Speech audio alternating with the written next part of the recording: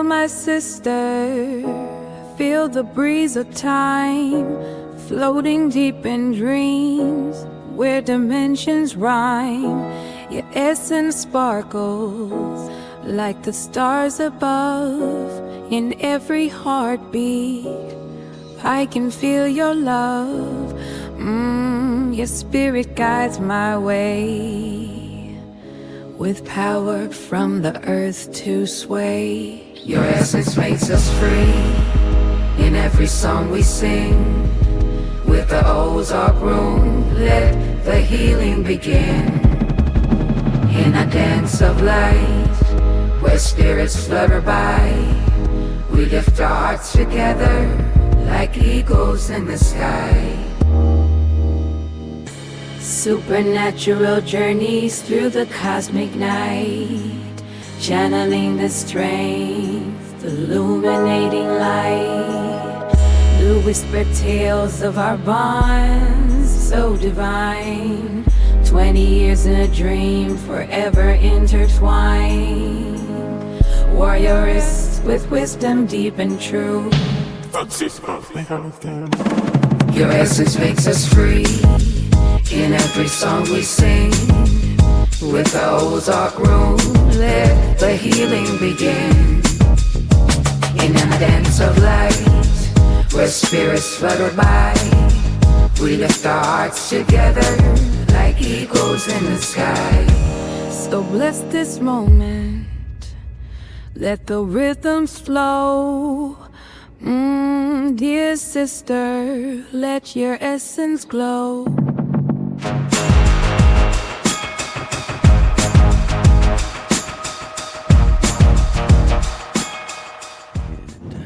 Welcome, brothers and sisters. Remember, recover, return.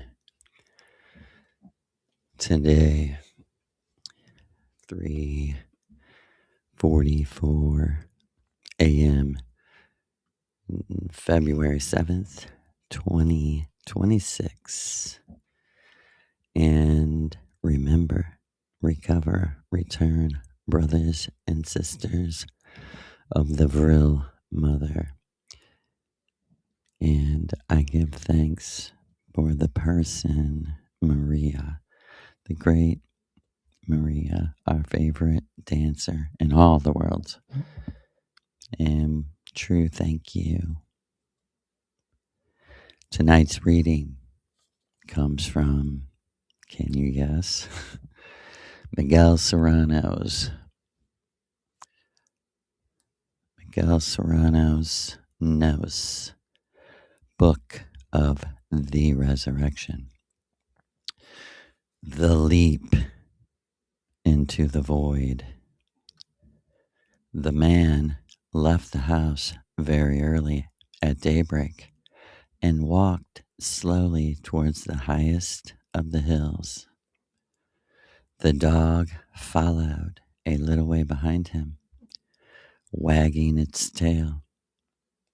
When he reached the top of the hill, the man stopped, stretched out his arms, looked at the sky, which was still dark, and in which the morning star shone triumphantly, and leapt over the precipice as if he wanted to fly.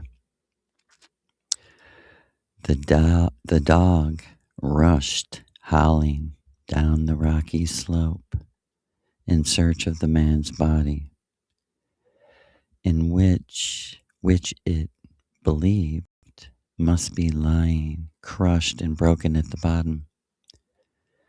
I ran out and managed to catch the dog. Stop, I shouted at it. I'll explain everything. Today you will be with me at her right hand. The morning star detached itself from the sky and began to descend towards us.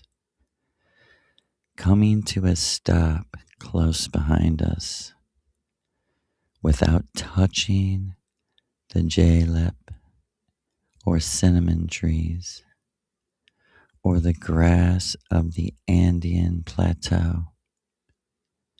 And this time I asked the question. But he who entered the disk of light, which would carry him to meet the image of his eternal love, was the man who had leapt into the void and had come back to life with square pupils, nos, and deepest thankfulness and gratitude to Miguel Serrano for the myth of our age, the myth of our hearts. Truly, brother, from our heart chakra, from our Anahata chakra to yours. Heil.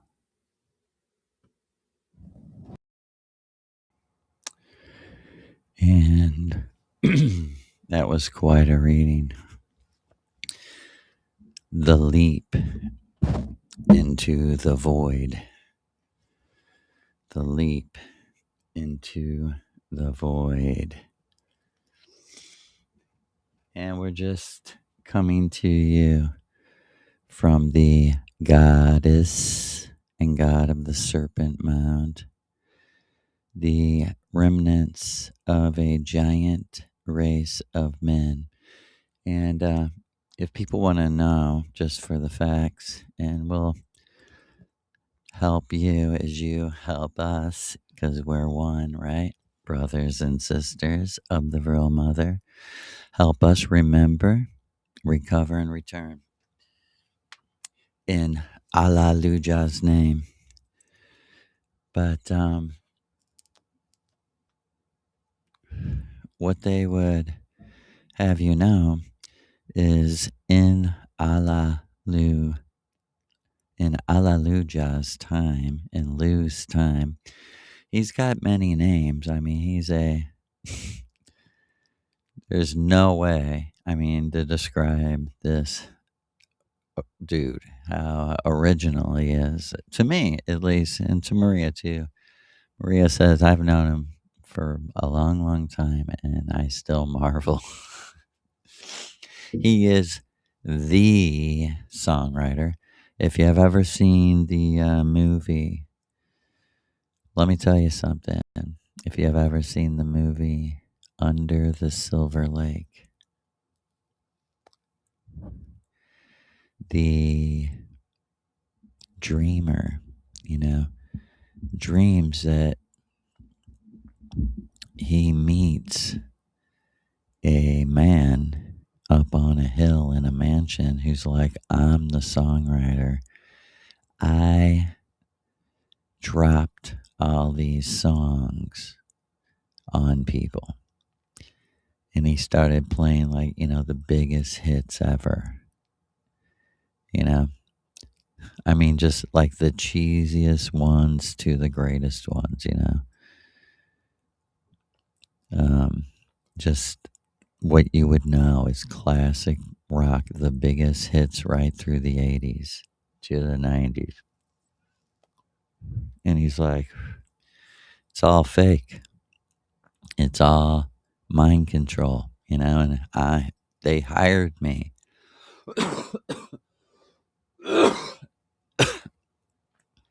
In the movie, he's like, they hired me to write these songs. They paid me millions and millions of dollars. They told me, entertain the masses, give them what they feel, give them what they want. I'm the songwriter, the songwriter.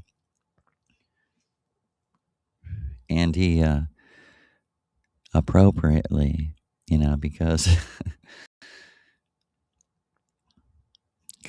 it was all a trick, playing upon your emotions. He appropriately takes Kurt Cobain's left-handed Stratocaster and bashes his head in with it, till it's till it's like a gory scene that you're like, what the fuck's going on here? And all right, so I mean, clear as a goddamn bell. I had like heard about the movie somewhere along the line, and Maria said to me, I mean, I've in 13 years or whatever it was at that time, 8 years, I don't think she'd ever said this to me. I just, drank my tea and left my body, and there I was with her, and she was really animated, and um,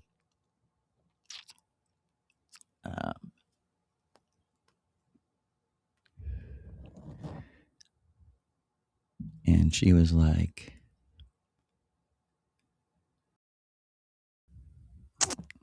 and she said to me, like I said, like animated, kind of dancing around. She's like, "Hey, my generation, we were the first generation to go to the movies." I was like, "Huh?" She's like, in the early 1920s. And I was like, "No."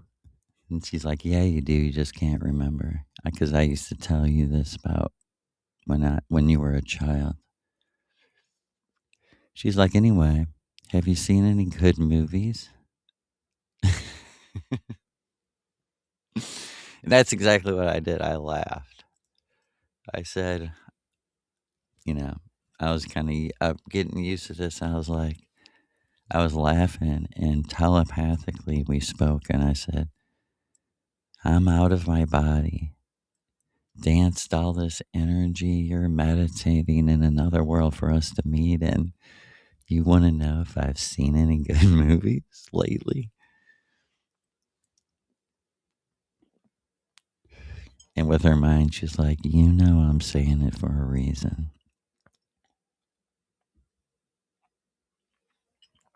I said to her, "I guess you're not talking documentary, teaching knowledge kind of shit." No, and she's like, "No, I'm talking about art. Art." And I'm like, "No, matter of fact, I haven't." And she's like, "You should check out." She's like, I got a recommendation. I got a rec for you. Under the Silver Lake. And like I said, I had heard of this movie or something somewhere along the line. I heard about it and never looked it up. You know, and the first time I watched it, I was like, "Hold on, did I just watch something very similar to what's happening to me?" Because basically, the movie is like very, very strange. And something's up. And you sense halfway through it that you're going to have to watch it again. And then at the very end, you realize you absolutely have to watch it again because he wakes up and it's all a dream.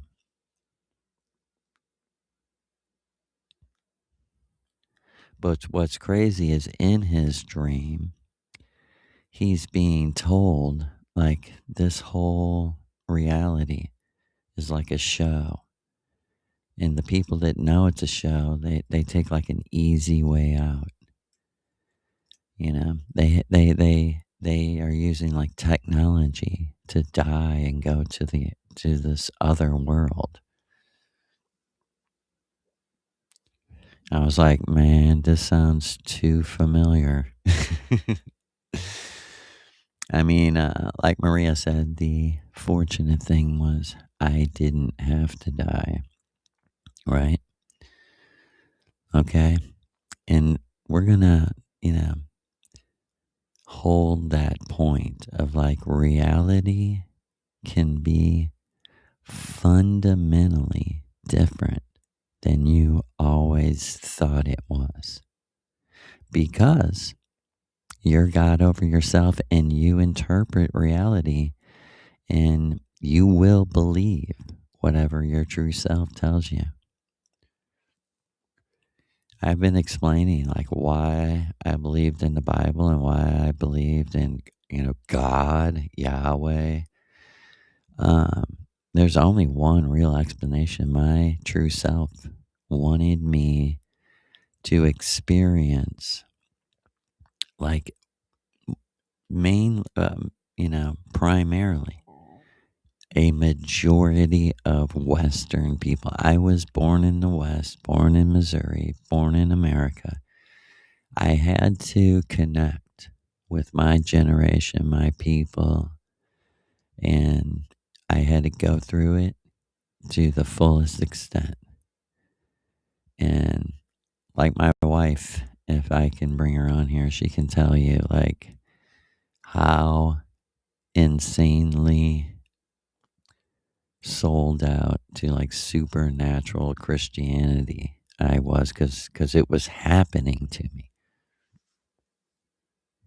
You know, I was, it sounds funny to say, but I was in such a low vibrational state after, it was like a crisis, leaving Rastafarian culture and reggae music and playing music with people who were Rastas was like a crisis, a big deal. And so, when I became a Christian, I can't even explain. It was like supernatural. Like I felt so depressed at the same time. You're supposed to be like, I'm saved and I'm a new man. I'm born again and I'm full of the Holy Spirit.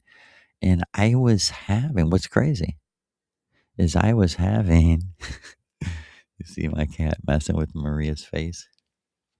Come here, pretty girl. I was having um, the very supernatural experiences these people were saying I should. But I was getting sicker and sicker physically. I couldn't sleep. I mean, all the practical things that make you feel crazy, depressed, or whatever.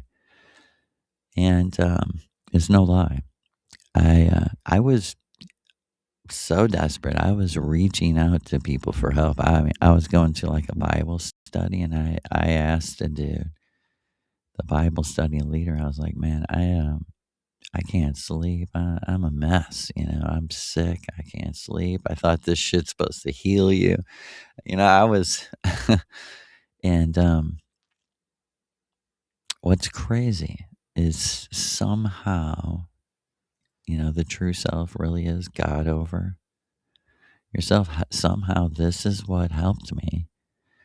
And what I'm trying to lay out to you is a teaching that real change is fundamental at the foundational level of what you believe. You are what you believe, right? And he, everyone can understand it for themselves, but for me, I tried to go back, and it's Lou. For me, it was Lou and Maria, and this brother, his name also was Joe, was like a vessel, and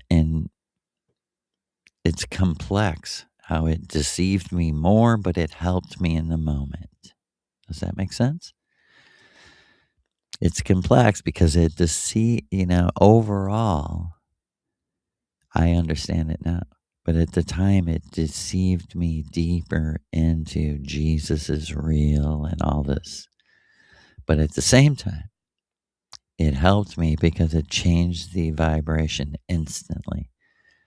And he said to me, you remember like a month ago or a couple months ago, you asked me if there was anything, I thought you could do to help yourself, or if you could, I think I asked him like to pray for me. That's what Christians do. They're like supernatural ones. They're like, dude, can you help me? Like, pray for me. And um, it was like a couple days before Christmas, and he put he was like, the Holy Spirit gave me a message for you. He was like, I think this is your help you were asking for. And he said to me, they talk in the Bible about gifts of the Holy Spirit. He was like, I feel like, I'm supposed to say to you, if you want that this is gifts a little bit different, it needs your consent, If you want this gift, it's here, or I can give it to you, or it can be given to you through me. And like I said, I was desperate. I felt so shitty. And he just put his hands on me, and he was like, I think he said something like, Father, I release dreams in him. And it could not have been more than 2 weeks. Maybe, I don't think it was fully 2 weeks. I think it was a week or so, or maybe even like 5 days later. I had what I've described many times, an incredible dream. The person never said who he was, but I completely identified him as Jesus. As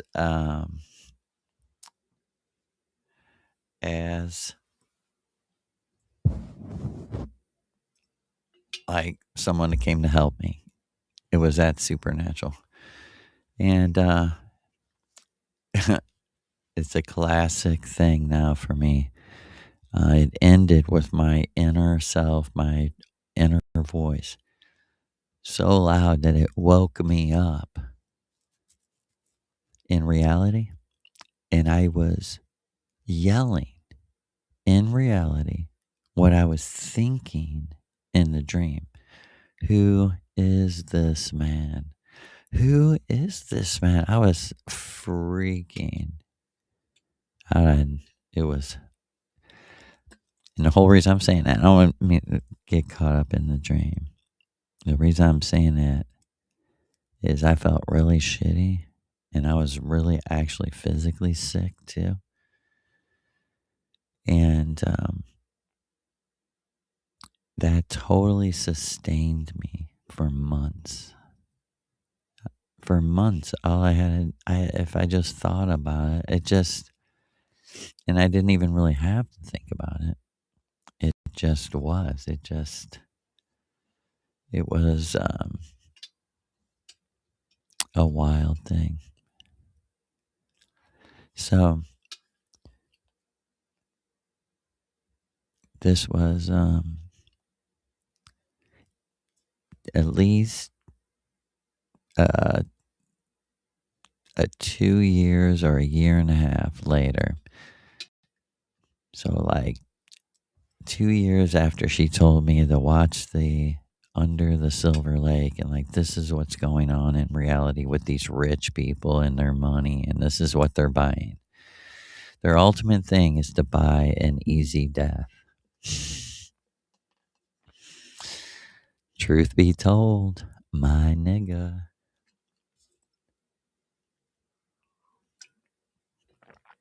That's how shallow the whole thing is. It's so shallow that everything can be bought or sold. That's the mark of the beast. That's the mark of 666. The mark of 666, yeah, it's the barcode and but it's also the mark that anything, everything under the sun can be bought or sold, including the worst things that you could ever imagine being bought and sold.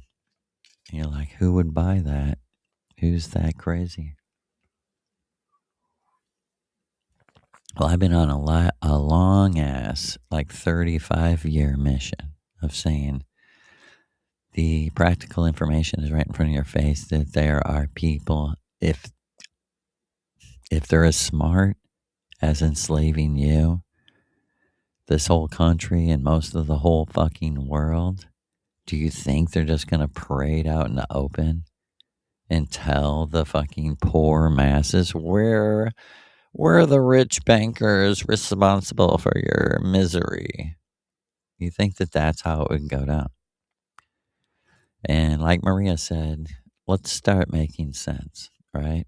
What does make sense is everything's a lie, because everything's mixed and comes from a source that is putting magic energy based on a very complex, born into brainwashing or mind control. They're playing like both sides of the field. They bought off both teams.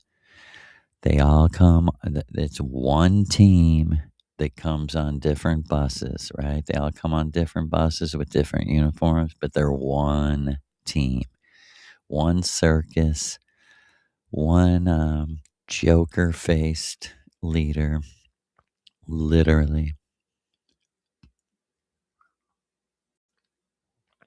And so on May 5th, like I said, 2 years later, 3 years later or so, I was before Lucifer. Luja is what he told me his name was. He's like, I'm also known as Robin Hood, Obi-Wan Kenobi, Loki, Luke Skywalker. He was like, Lou. He's like, my wife is known as Llewellyn, Lucy, Luana. I mean, he went on, right? He said, I know you. And I was like, I looked at Maria like, I don't want to be deceived. I can't say. I wanted to be like, yeah, I know you, but I didn't. I couldn't quite remember. So I looked at Maria and she smiled at me and laughed. I'm like, it's okay. Like, relax. Just relax and it will start to come to you what's happening. I mean, you're literally, it's like, I don't know. I don't even know what kind of experience to compare this to. It's just like a constant, like you're outside of yourself. Like, this is really happening. Where are we? I mean, my mind kept, any time I was completely out of my body with Maria, in the back of my mind, I would always be thinking, like, now I want to ask her, where are we?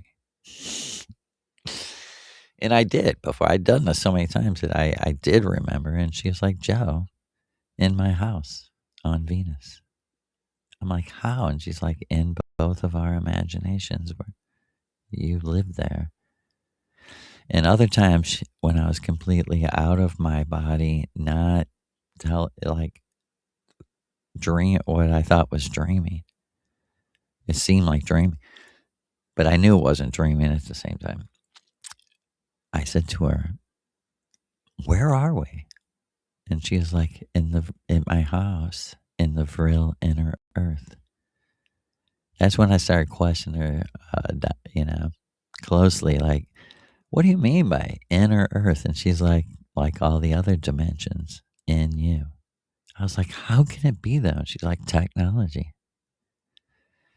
She's like, Joe, swear to you, the body you walk out of when you die and the one you walk into are exactly the same feeling to you. You will not, and I've met a lot of people, they don't think they're dead because what's the first thing they say? I have a body. What the fuck are you talking about? I'm not dead. I have a fucking body. Lacey Peterson, whom's hands and feet were cut off and head, said to me, I have hands. I have feet. I have my hands. I'm not dead. Because like me, you're trying to think practically. You're like, dude, your assumptions about what happens when you die, hello, you were wrong. Big surprise? It wouldn't have been for me because I was finding out I was wrong about so many things. Well, on that night with Alleluia, he told me, these songs, Sympathy for the Devil. He's like, I wrote that song just on a piano and just writing the words. Just that's how the whole thing happened. And he's like, it was thousands of years before the holographic universe. I wrote that song. He was like, and I psychically dropped it on Mick Jagger and Keith Richards. He was like, because they wanted to be like the vessels of light. They were, taking the good part of Crowley's process church magic and trying to be the good. He's like, doesn't matter who they are, really. I'm telling you, this is like a 10-foot dude on a throne.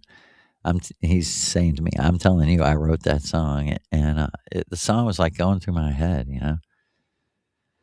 And I'm like, it was like the rising sun. I was like, whoa. And he said a few other songs. Definitely, he said, I Want to Hold Your Hand by the Beatles, because Maria went, I want to hold your hand. And he went, yep, I wrote that song. And Maria said to me, how Venusian, I want to hold your hand.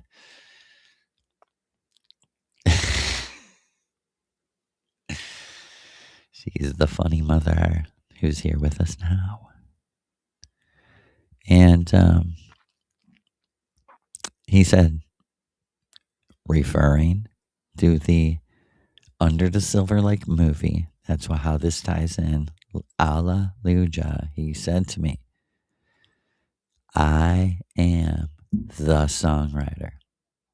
And whoever, he telepathically said to me, whoever made that movie knows me. I just want to give you that. Whoever wrote that in there, he was like, that's your little connection clue. Like, I'm working in even Hollywood. I was like, damn. And he's like, Joe, what we would call an evil soul needs is to be occupied with evil. He was like, this is the only way. Like, he's like, the myth of Lucifer, that he's chained up at the North Pole or whatever with a snake's, venom dripping out of the snake's fangs onto his head or whatever, torturing. He's like, what that symbolizes is that I'm imagining this world and I'm allowing every single person that your mother, Maria Orsic, considers evil vibration, a predator, a soul, a essence that would use force and fraud against weaker people, against anyone. He said, I'm the songwriter. I'm the one that dropped these great songs on the hippies. He's like, I'm the one to put a little bit of light in the movement. It was new. The world ended, just like Maria told you, in 1948. And when it repeated and continued on, and I helped man in a new age, in a new time, and I helped the evil Thelemites stay occupied with their own self indulgence, that we made it all the way to the 60s, as you would call it. He said, I'm telling you, I remember he also told me he wrote this song, the moody blues song, Story in Your Eyes, right? Yeah, great song. And I looked at Maria and we had this moment of like, that's why you told me to, that's why you told me to watch the movie. And she's like, yeah, I love to dance.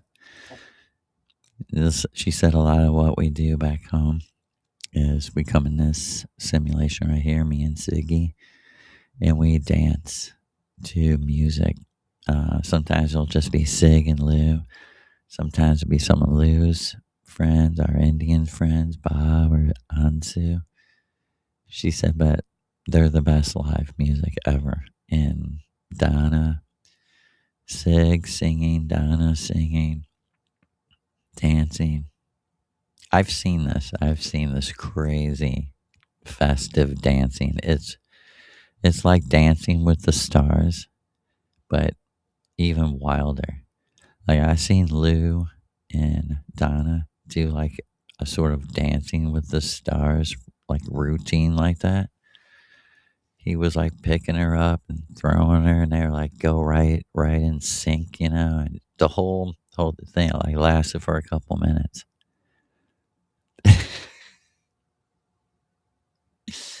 Maria's here now. She said, you were fucking astonished. I was. I was just like, holy shit, Maria. She said, you didn't want to say they dance almost as good as you. But, you know, I'm just, I'm like Saturday Night Live in the 90s or whatever. I'm just a caveman lawyer. I'm just a uh, North County, St. Louis, Spanish Lake boy. We don't know anything about magic or magic dancing. You know, if we were into dancing in high school, like everyone would have thought something, you know, they would have been like, what the fuck's wrong with you? You know, what are you, gay or something? Like, not that they would have hated it or hated, but they would have been like, we don't understand due to dance. And I never thought I could dance really. Um, but I played music since I was, a teenager, and I made recordings. I always played in time. No one ever complained about my timing. And yet, because I grew up in this sort of anti-dance culture, uh, I it never really consciously came into my mind, But I started to, once I met Maria, really appreciate dance and the energy, the happiness, the freedom. I mean, if someone would have introduced to me like shamanic dancing, like this dancing will help you feel better. This dancing will raise your whole thinking, your magic, your connection to the other worlds, especially your own world, to yourself, to your true self, right? And all these things are what Maria is teaching. It goes on for weeks in her school. Real change is at the fundamental level. It's at the foundational thinking level. See, my thinking was completely being shifted, changed, like on a real level, right? And she finally, like, in these series of rituals, I drank my tea and went off with her, and she was like, "Do you remember this?" And I worked at this bagel and coffee place for a few years, like when I was like in my 30s, early 30s or something. And I had to get up really early. And I only had like one day off or something like that. I had this book. I stayed up all night reading this book about this son of a Indian guru from the 60s and 70s that people considered a god. And the guru left his body for good and starved to death in his living room. And he watched his father starve to death and die, like, willingly. And, supposedly he met Jesus and became a Christian, right? And Maria said, "Do you know something, Joe? That you're that man." I went, "What are you talking about?" Because when I was a Christian, I said, "Man, how could anyone do that? How could they do it to their kids, to their wife?" And she showed me that he was going up a mountain in his mind. She's like, "And you switch bodies with him. He's our friend." And like the reading earlier, he threw himself off this like 1,000-foot cliff, and it was me. It was me. And she was like, "You never believed it could be true, you said." She was like, "It's not everything. Everything includes you. Even things you were saying were a lie about yourself. You said you could never, see." And I was like, "Oh my God, you're right, because it's all the Maya. It's all an illusion." Like, once you realize that, it shatters in a trillion pieces, and you're like, "What is next?" And you lose all fear. Right? In the shadows we rise, hearts of the strong, fighting for what's ours, where we belong. Every tear that's every tear that we've shed fuels the fire inside. Together we stand, we've ever lost, we mourn, we will reclaim.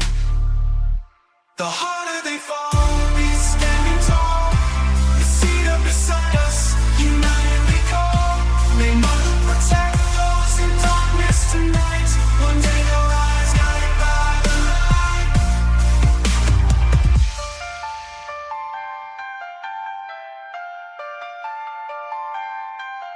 Through the struggle and pain, our voices won't fade. From the ashes we build, foundations are laid. We'll echo their names in the winds of the fight. Under stars we remember, our dreams will ignite. With hope as our banner we march on